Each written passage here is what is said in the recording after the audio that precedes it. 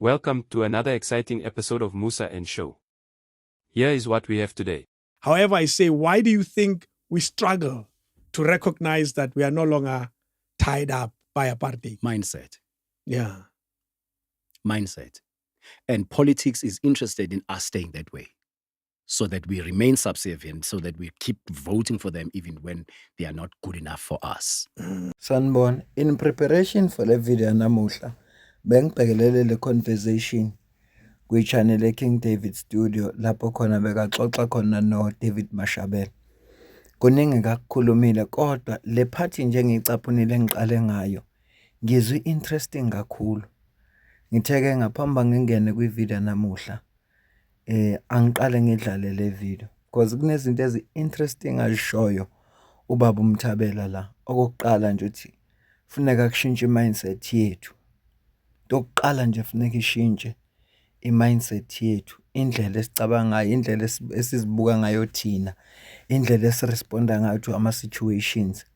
Then lonto izo informa even neyinqumo esizithatha uma siyovota.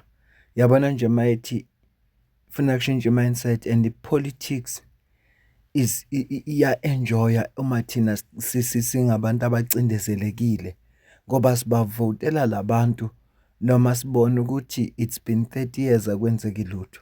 Kubantu abafunda incwadi especially as a personal development ayikho into enkulu okukhulunywa ngayo kwedlula imindset. So angifisi ukuxela kakhulu kulesihloko.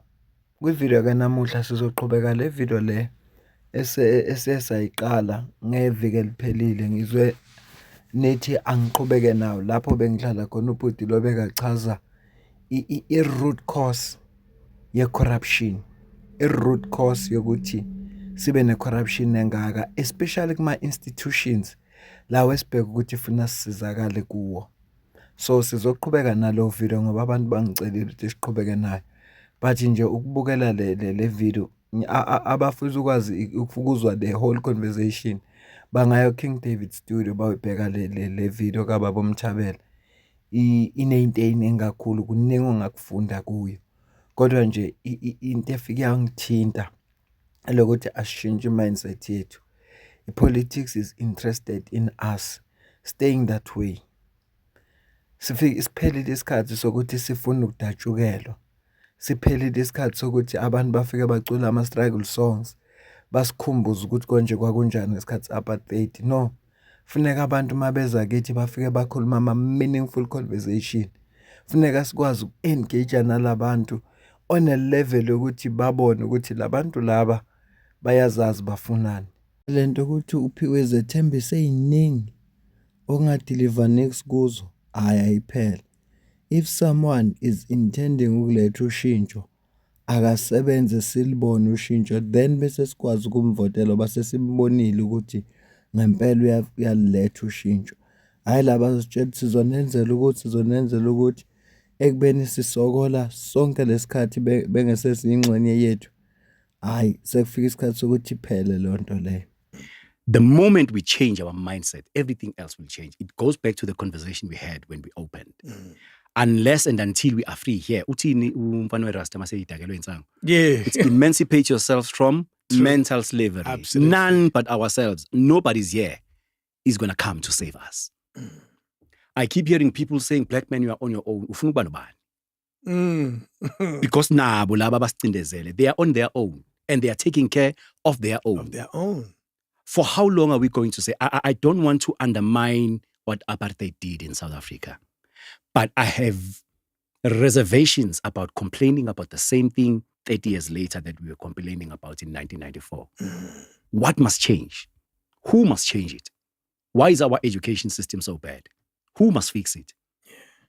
Why Amakasi are the way they are? You know, when you're driving, you can just tell, okay, white people live here. The moment you drive like 5-10 kilometers, you can tell, okay, why is it like that? You can see the line of separation. Why is it still like that? Who must change it for us? Because those laws, you say, we are tied, but we've been set free. And we still think we are tied. I remember, in fact, Django. There was a time when Ujango opened a cage and said, guys, you are free.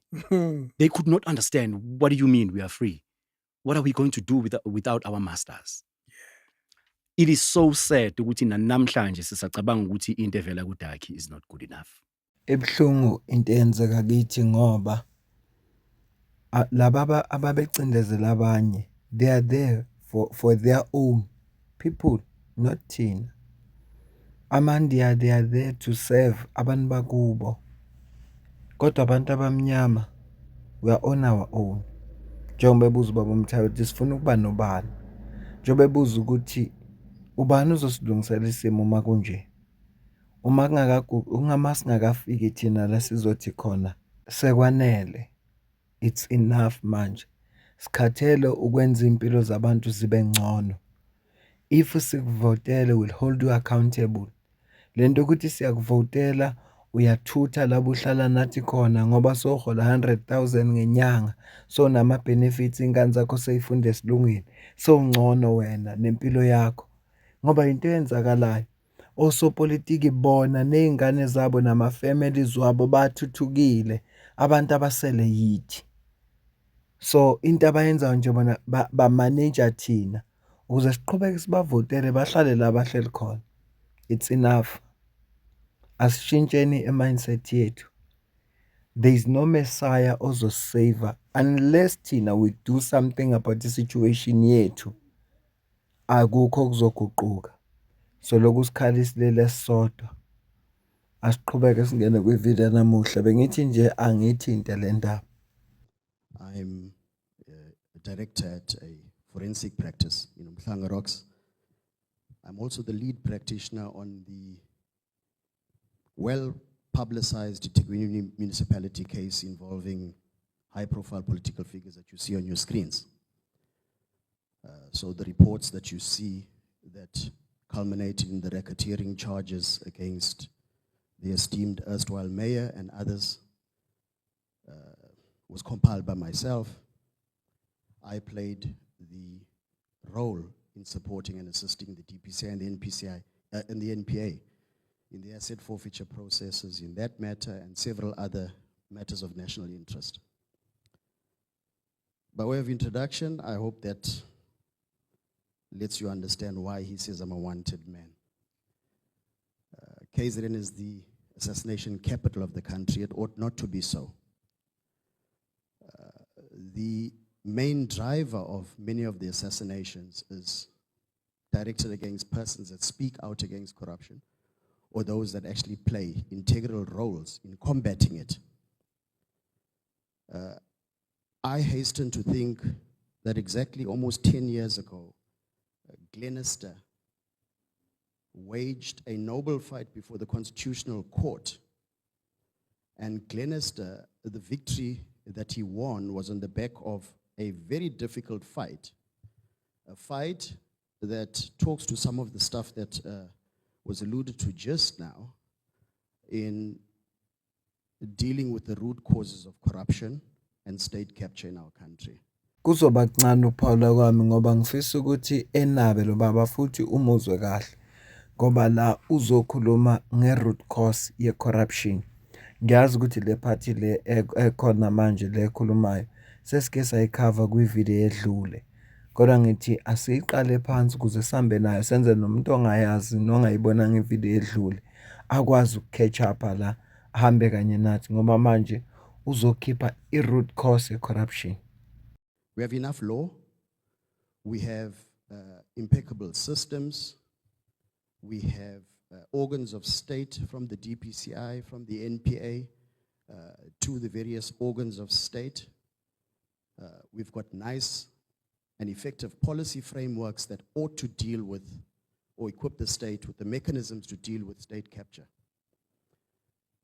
What I think people have missed from the Constitutional Court judgment in Glenister was the important finding of the court, which was the leadership structures or the organizational structure that deals with the organs and the agents of those organs that are tasked with combating corruption and state capture is misaligned.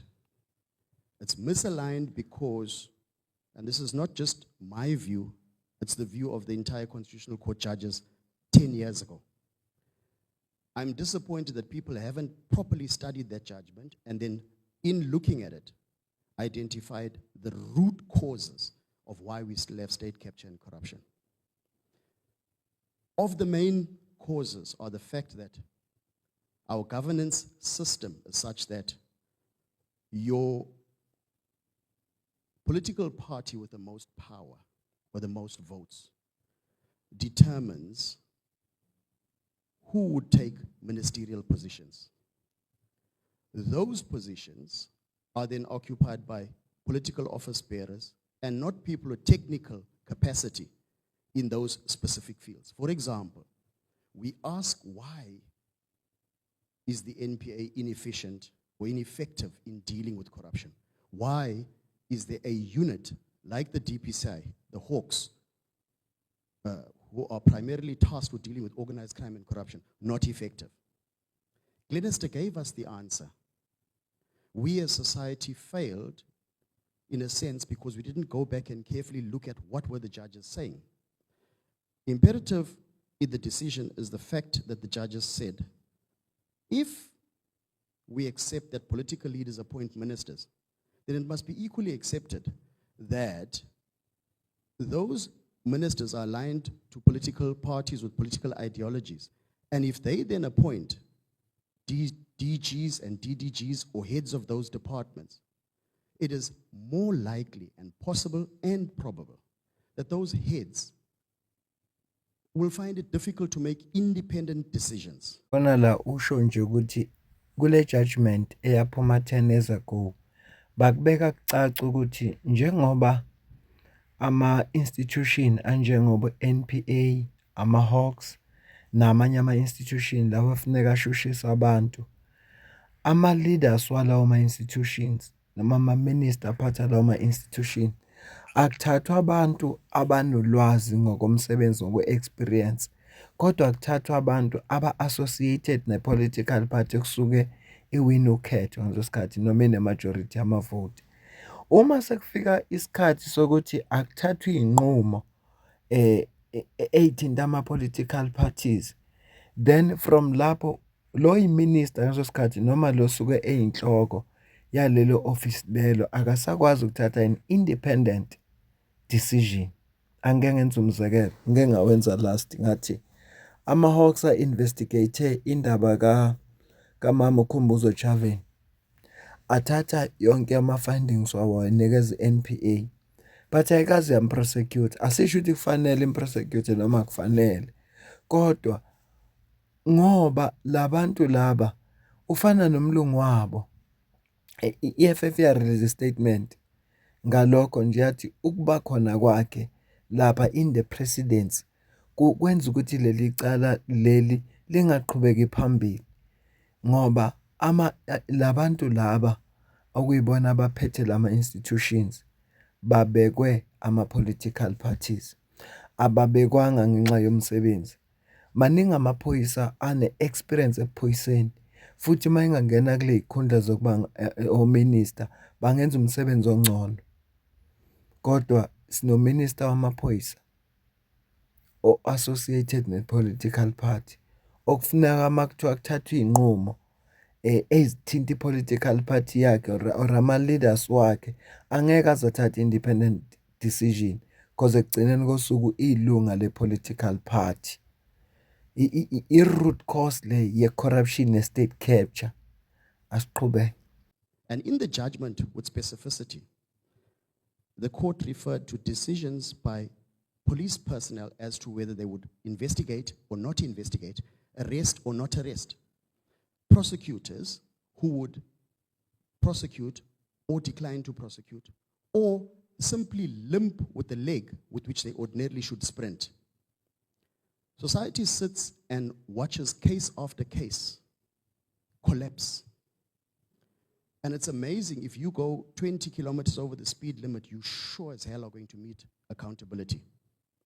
Section 195 of the Constitution is the bedrock of transparency, accountability, among others. And is also at the center of, constitutionally, where the state is bound to render services to you. The main attack on the rendering of those services is because you have political persons creating the organizational structure that must ultimately culminate in you getting the services that you deserve. So you're not going to get the water, the lights, and the basic services that existed 30 and 40 years ago without effort. Because the persons that are appointed to do that are all part of a structure which from its top right to the very bottom appear to be performing their tasks for political considerations, and not because of the rule of law, and not because of the obligations inherent with the posts that they hold. Uma ngemlalelo babechaza kanje sengiya-understand ukuthi kungani kungaboshwa umuntu.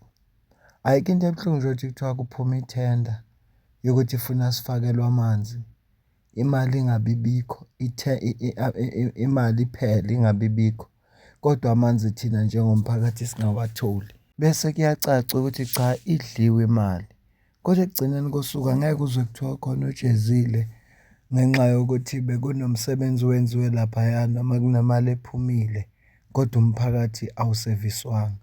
No, because labantu bayi-structure. Into bayenza kakhulukazi for iqembu labo lezepolitiki. Abayenzi ngoba berenda service kithi thina abantu. Ma u-connected kahle, uyakwazi ukuthola ithenda ungawenzi umsebenzi, udizela abantu abathize, bawuphasisa umsebenzi, uyakwazi ukwenza umsebenzi ongenzekanga kahle.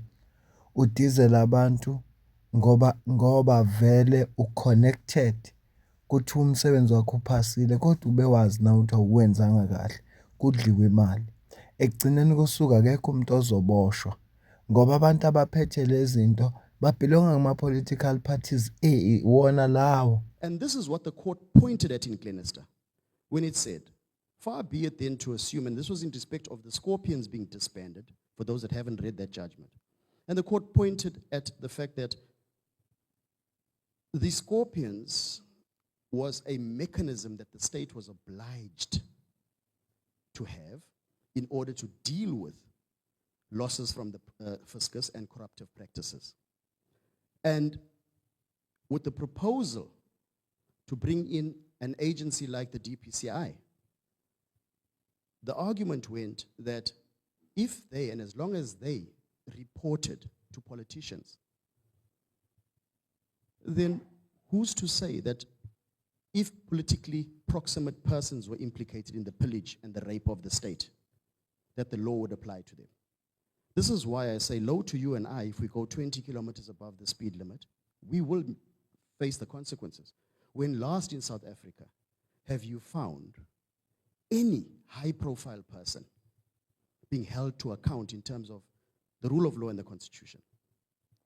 I've served 33 years in the space that I operate in. I've seen 2 presidents, and like Xolani correctly said, my biggest crime is that I am involved, or my firm is involved, in no less than 30 or more of the top high-profile corruption cases in this country. Each and every one of those cases involved senior politicians that you guys see on TV every day. And most of those cases, if you look at them collectively, would be able to liquidate the shortages for this VAT 0.5 increase that people are fighting about. So if the recommendations in the reports that I had completed over the last, let's just give it the last 7 years, had been implemented, if the asset forfeiture and the rest of the processes were followed through and finalized, and if the prosecutions were concluded in a timely manner, with due regard for the rule of law and the Constitution, I can tell you KZN would have been a different place. Utsho baba, as long as lama institutions lawo kuyiwona funeka asilekelele kulweni ne-state capture ne-corruption ne-crime nje in general, esareport kuma-politicians sisazoba nayo le nkinga. Kodwa uma ngabe mina nawe nje singahamba nje i-speed limit maku-100 bese thina sama-120 will suffer the consequences. Umthetho uzosebenza kithi. Uthi ama-cases amaningi abanawo athinta ama-senior politicians. So if leyo nto le yenziwe yi-senior politicians or high profile people or politically connected, leyo case leyo funeka ukhohlwe. Ngeke uzubuthola ubulungisa uma ngabe ubhekene naye wena. Uma ukhumbula kwivideo ka-Lieutenant General Nhlanhla Mkhwanazi uthi wake wahlaliswa ekhaya unyaka wonke ngo-2011 yacabanga, if I'm not mistaken, ngoba there was a file kwi-desk yabo, kune-senior politician ababe-investigate. Angeke ngiyicaphune leyo video kaMkhwanazi kodwa sengangayenza ivideo la ubona khona ukuthi uthinta ama-politicians. Ama-politicians are protected. Ngicela uzwe la. Sorry, can I interrupt? I'm going to play back to you what you are saying, but in simpler English. You appear to be telling this committee, and correct me if I'm wrong, you appear to be telling this committee that some of your senior staff members have political protection because they belong in political structures with people who are members of parliament and have political influence, and therefore you are constrained from taking action against them. Is that what you are saying? Yes, Chair, that's what I'm saying. Okay. Mawuzwa nje kule video lo mama lo kunabantu ngoba ba politically protected akakwazi ukuthatha ama decisions against bona. Abantu ababa protectile bangama members of parliament. Lama members of parliament avotelwe yithi, but they don't care about us. The only thing they care about yibo ukuthi bapushe i-corruption yabo, ukuthi bapushe yonke into ngoba ekugcineni kosuku ba politically connected. So as long as lama institutions esa-reporta kuma-politicians sesazoba nenkinga. Asicaphune ngicabanga ukuthi indawo yokugcina bese siyivala ivideo ngoba ziningi izinto ezizokhulunywa. Kodwa ekugcineni kosuku asina solution ngoba lama institution a-reporta kuma-politicians. What can be done is, as Xolani had said, everybody's got a voice. I think this will answer Xolani and the gentleman that thanked the DA here just now. I think what people need to do is take civil responsibility a lot more seriously. Accountability is at the heart of our problems. Government officials at every level are not being held accountable, and that's why I come back to the allegory of the speed limit. It is you and I that are the taxpayer and the normal citizen that are held accountable. I'm sure many of you have written an email and have asked for government officials at every level. You've picked up a phone and phoned an office. You've complained. You've tried at the ends of pulling your hair out to hold people accountable and keep them to a standard. There's no consequences for anybody. That's at the heart of it. So to deal with what Makeba asked about, are we aware of what the ANC does, leaving politics aside but looking at the systems put in place by the leadership of the country now. They're not conducive of accountability. They're not conducive of good governance. And because of those factors, they're equally not going to be conducive of service delivery. And as long as you allow people not to be held to account for their failures, it can be any political party in leadership. But if the rule of law is not upheld and people are not made to feel the consequences of their betrayal of society, be it the ANC or any other political party, we're going to have the same situation that we find ourselves in. I think your question, I don't want to entertain, but what I will say is, without pointing at individuals, they are a group of well-meaning, excellent, hard-working, sacrificial people within the NPA, within the Hawks, within the intelligence space, within the asset forfeiture unit, within SARS, and all the other role players that or constitutionally put in place to deal with the scourge of corruption and state capture. There's a minority, however, because of political interference and malafidés behind the scenes, where people are given posts and positions based on whether they will succumb to political instructions. In essence, what this means, it indirectly answers your question. Because what it means then is that while you have persons who are statutorily and constitutionally placed in certain positions and they are delegated state authority and power, they are not in fact the ones that exercise that power.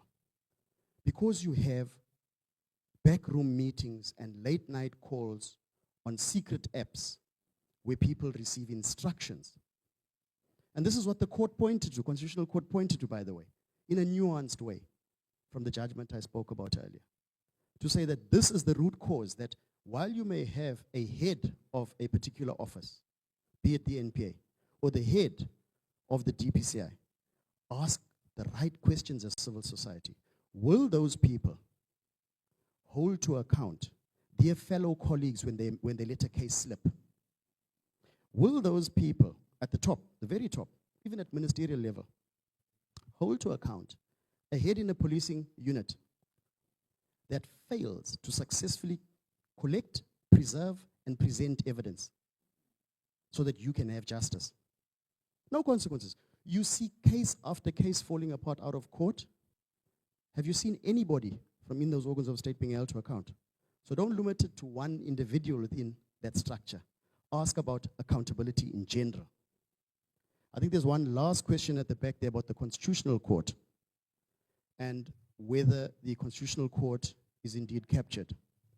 Again, politicians, we, in my last 33 years, have noticed this, and I know that people will come for me after this, but we have the evidence to back it up. We've seen a supine and systemic penetration of every sphere of the organs of state, to the extent to which politicians seek to insulate themselves from accountability and consequences by trying to break down or penetrate, firstly, all office holders that can impact on the nefarious actions of rape and pillage of the state resources. Simply put, the politicians' greatest desire is to control all decision makers in society that can hold those politicians to account. So while I won't agree that the Constitutional Court is captured as a whole, but I equally will not say that there are not certain human beings who are susceptible to the temptations of taking subtle advices in backrooms. Some of them are judges, some of them, last year, you may have seen one of my cases where we arrested or facilitated the arrest. I compiled the forensic work, the criminal work, and the litigation support work for an acting judge. So no one is beyond reproach. We opposed their bail, and the person that listened to the opposed bail application, successfully too, I think we were the first in KZN's history to have successfully opposed the bail of a sitting judge. It hasn't been done. But when they took her on appeal, amazingly, the person that heard the appeal, the acting judge, there are questions, serious questions, ma'am, that's asking about the judiciary. Questions that relate to the relationship between the person that was standing before that judge, and we have evidence to show that there's a relationship map between them. And the decision went in his favor. The opposed bail application granted by the court, our core, was overturned and the guys released on bail after about a few months. But it happens. Njengoba umuzwa-ke ethi kulabantu aba high profile politicians kuyinto ezi-wrong abazenzayo ezi-corruption ezaziwayo. Ubani wakwaba accountable? Ubani wakwabhekana namacala kulokho kwamane wakhishwa inkantolo? Ubani? sinendaba yephalaphala for instead. I-IPT vele yathatha isinqumo ukuthi iclassify as top secret cause umlungu wabe ekugcineni, cause umqashi wabe ekugcineni. Ukhuluma ukuthi kune-case abayifacilitatile la i-acting judge bafaka bonke ubufakazi obokuthi i-bail akangayitholi, kodwa yathatha i-case yadlulela ku-appeal. I-appeal yafika yamkhipha ngaphandle noma bebevezile ukuthi kunobuhlobo phakathi kwalo obehlele ecaleni nalo omangalelwe, kodwa ngoba ba-politically connected waphuma. So noma ama-institutions lawa engekho corrupt wonke, kodwa kunama-individuals okuyiwona alawula lezi zinto, and labantu laba aba-politically connected, lama-individuals akukhulunywa ngawo abathagethi noma yimaphi ama-positions, bathagetha wona ngqo lama-positions azokwenza ukuthi anamandla ukuthi angabashushisa uma ngathi i-corruption yakhona iyavela. So the root cause of i-corruption ama-politicians, the root cause of i-state capture ama-politicians. They've captured ama-institutions la okuyiwona wona afuneke abahold accountable. Njengoba esho nje athi umthetho usebenza kimi nawe ngoba sinama-ordinary citizens, kodwa kulabantu laba cha. Ingakho-ke bekwazi ukudla amathenda, kulahleka imali ekugcineni kosuku kufuneka kukhuphule i-VAT ku-tax-we thina ngento abayenza ngamabomu. Bengithi ake kulethele le video la iqhubeka khona ngoba abantu bayicelile. Ngicanga ukuthi ngilethe information ebe-relevant yonke. Angiyifakanga yonke ivideo kodwa information ebalulekile siyifakile ngoba ilokho ebesifuna ukuzwa.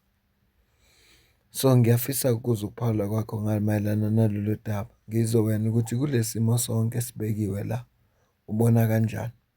Ngiyafisa ukuzwa ukuphawula kwakho. Angazi kungenze kanjani, kodwa mzukwane lama-institution ayeke ukureporta kuma-politicians.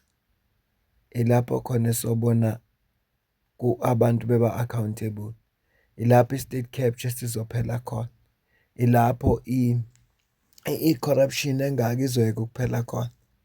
I-state capture kuthiwa sasikhona during the times of former President uJacob Zuma, kodwa lo bhuti le video le yasemavikini amabili noma amathathu edlule mayikhuluma nge-state capture manje kulesikhathi samanje, okusho ukuthi kwangeyena uZuma yedwa uma ngabe naye waye corrupt. Angeke size simphikele noma-ke iZondo Commission of Inquiry yahluleka ukumthola ebandakanyeka kwi-corruption, kodwa kuthiwa namhlanje isaqhubeka. Okungithi-ke esekhishwe-ke lokhu u-corrupt, iqhubeka kanjani yenzeke. Sikhulumile indaba yamanzi kakhulu kule channel. Ngiyazi ukuthi senza le video nje kukhona abantu abangenamanzi la bahlala khona, futhi akungiphathi kahle ukwenza ivideo sikhuluma ngendaba yamanzi sibe sazi ukuthi kunabantu abangenawo ngempela amanzi, kodwa kutholakele ukuthi kulabantu abangenawo amanzi kunabantu abasabotaja ngamabomu amapipe ukuze ama-watering can, iy'moto zabo lezi zama-waterkan bezokwazi ukungena kulawo ma-project wabo, kube yibona abahambisela abantu amanzi ey'ndaweni zabo, kodwa akekho kowaboshwa. Angicabanga ukuthi isizathu uyasazi why. Kunabantu ama-service delivery ayifiki, kodwa ibhajethi yaphuma. Kube khona umuntu impela kuthiwa le company is awarded i-tender yokuthi yenze leyo project, kodwa leyo project ayikaze yafika ebantwini, and akekho umuntu okwaba accountable for lokho. Akekho umuntu oke wajeza. Cabanga ukuthi isizathu uyasazi. For as long as lama institution asareporta kuma-politicians, sisazoba nayo le nkinga. For as long as ngiyaphinda futhi lama institutions esareporta kuma-politicians, ngoba uma ungase ube neshwa usebenza lapha kule institution, u-appointiwe as uminister, appointiwe as u-director general, appointiwe laphaya, umprosecute lo muntu. Uma ngase kwenzeke icase imvune, funa wazi ukuthi wena uphumile emsebenzini, kanti vele umuntu ufanele makuney'nsolo aboshwe, aprosecute aye enkantolo, afike aziprove enkantolo ukuthi yena akahlangene nalokho. Kodwa uma kungenzeka kube njalo, wena funa wazi ukuthi awusenamsebenzi. So ekugcineni kosuku nabo abaphethe lama positions bavikela isinkwa sabo, ngoba they don't care about us, they only care about themselves and their families, njengoba eshilo Baba uMthabela ekuqaleni. Yeah, we are on our own. Umthetho apply kithi. Ngenza ivideo last ngabuza ukuthi ngabe emthethweni siyalingana na? Pendulo ngayithola lapha yathi asilingani. Ngempela nalokhu kuyazivezela ukuthi asilingani. Mawukhumbula lo mama engifaka ivideo yakhe la, kukhona abantu akangakwazi ukubahold accountable ngoba ba-politically connected, bane protection.